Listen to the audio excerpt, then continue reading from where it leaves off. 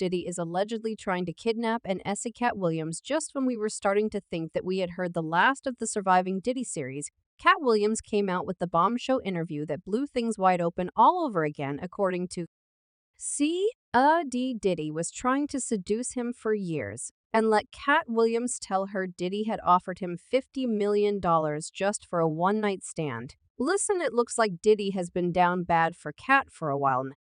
Ow, but hold up, wait a minute, because there's more craziness here. According to Katt, Diddy allegedly got furious when he turned down his $50 million offer, and he allegedly had his people abduct Katt, and he tried to force him into a freak-off session against his will. Well, you can trust Katt too.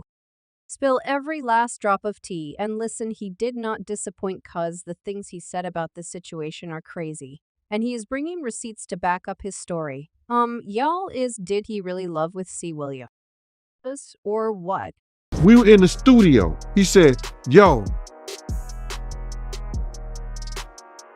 I'ma drug their ass off and pick them up and pip them out to my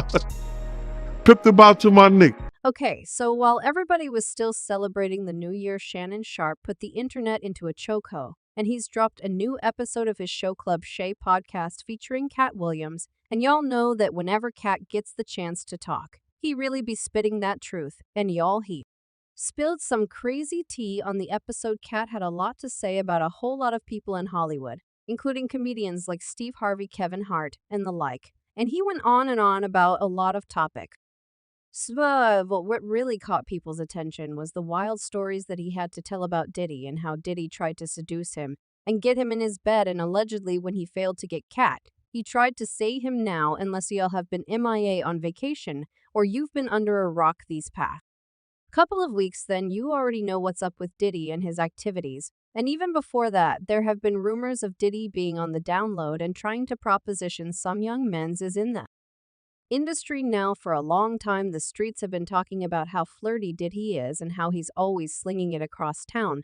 But we always kind of assumed that he was just a dirty flirt towards women, because we all know how Diddy likes to keep a harem of chicks. But as it turns out, he was flirty with both men's and women's, cuz he has been keeping men on the side as well. Well, allegedly now there have always been talks of Diddy being on the D from way back, but people don't like to talk about it because of how powerful Diddy is in the music industry. One of the first people who gave us some insight into who Diddy was behind closed doors was Usher, who spoke out about the things that he saw at Diddy's house while living with him as a teenager, and the stories he had to tell were frankly disturbing. Then there is 50 Cent, who seems to be one of the very few people who can directly look Diddy in the eye and expose him. Didy has been saying it for a very long time about how Diddy is a bad guy who pretends to be good in public. He has been trying to expose the truth about Diddy's parties, like the time he said, "See, this is why I don't go to no party, puffy in them at the F is going on here, get the F off my young man." With the F, 50 Cent also tried to clue what's into Diddy's secret shenanigans with men, and he even went as far as to call Diddy fruity. When he do it, he says things, he doesn't even know what he's saying is like fruity. Then people didn't really have to pay a lot of attention to 50 because he's a major troll, and they thought that he was just trolling again. But everything changed after Cassie filed her lawsuit against Diddy, accusing him of assaulting and manipulating her in the relationship that spanned more than a decade. She also accused him of forcing her to be intimate with male escorts, which he referred to as freakoff parties, and the contents of the lawsuit were so bad that it had a trigger warning on the very first page. Well, did he settle that lawsuit? And he probably thought that him settling would kill the case, but that did not happen. Instead, it was a very slippery slope for Didy, because different women have come forward with stories of how they were victims of S.A from Diddy, including a woman who claimed that she was a minor when he S.A'd her, but she was S.A'd by Diddy and his accomplices, who were all men. And this had people wondering if this was another one of his freak-offs. I mean, from the way Cassie said it, it's not like he gave her a lot of choice in the freak-offs anyway.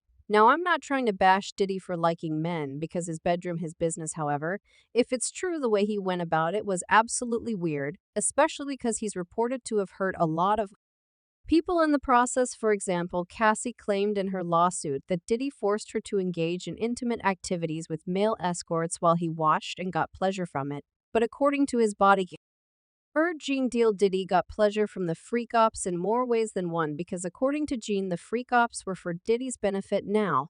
Y'all remember how Cassie said in her lawsuit that Diddy used to give her a list of very specific things to look out for whenever she was hiring escorts for that FreakOffs? Well, according to Jean, the reason behind this is that the FreakOff sessions were for Diddy and Nassie. He also claimed that Diddy actively participated in those FreakOffs.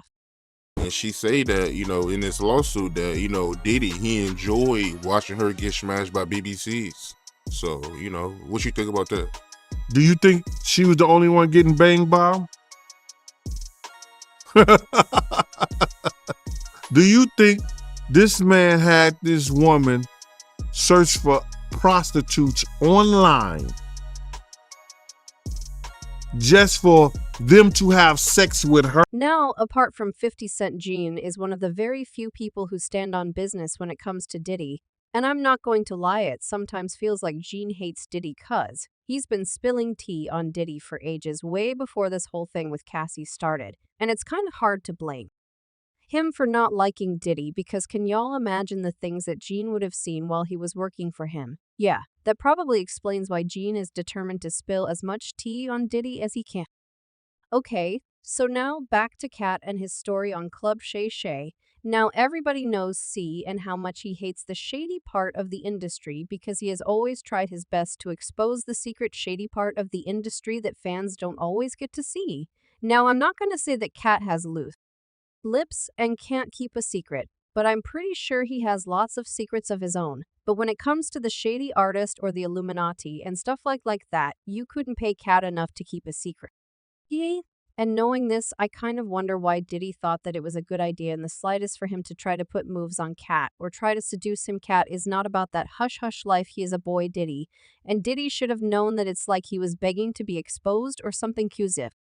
There are a couple people in the industry that's going to spill that tea. It's Dave Chappelle Jaguar, right? And Katt. Now, apart from the whole thing about Katt constantly exposing the industry, there's also the fact that he does not like Diddy that much. He is always called Diddy out for acting inappropriate with younger men, even going as far as to call him the P word. If you know what I mean. Again, this has nothing to do with Cassie's lawsuit because C.A.D. has been exposing Diddy's shady activity since 2011 when he exposed Diddy and Jermaine Dupri for allegedly saying the Crisscross Boys. All remember Crisscross will make you jump, yeah. Chris Kelly and Chris Smith, the two young boys who were discovered by Jermaine Dupri in the 90s. Well, both boys were very young when they were discovered by Jermaine Dupri because they were still in elementary school at the time. However, Jermaine saw that it factored, and by the time they turned 12 and 13, they had already made a name for themselves in the industry and were becoming superstars. But there were a lot of things going on behind the scenes because word on the streets is that Jermaine was allegedly essaying both boys behind the scenes. And not only was he allegedly essaying them, but he was also allegedly pimping them out to his friends in the industry to do the same, including Diddy. Allegedly, both boys went through this nightmare for years, and Chris Kelly eventually developed a drug problem, supposedly as a result of the alleged C that he was subjected to in the industry. But what makes this even sadder is that both boys had their suspicions about Jermaine from the very start because their first instinct was that A spelled trouble, but then he promised them fame and fortune, and being the young boys that they were at the time, they fell for it. In an old interview, Chris Kelly said, "We were just playing video games in this mall in Atlanta, when all of a sudden this dude comes up to us and said he liked for us to work with him as rap musicians. We had no idea who he was. In fact, I told him, Daddy, that I thought the guy was probably a child. Yeah, he basically just looked at us all funny." And according to Gene the Pimpin', G of artist was not only limited to Jermaine Dupri alone, because he claimed to have heard Diddy making plans to pimp out the members of his girl group Didy Kane.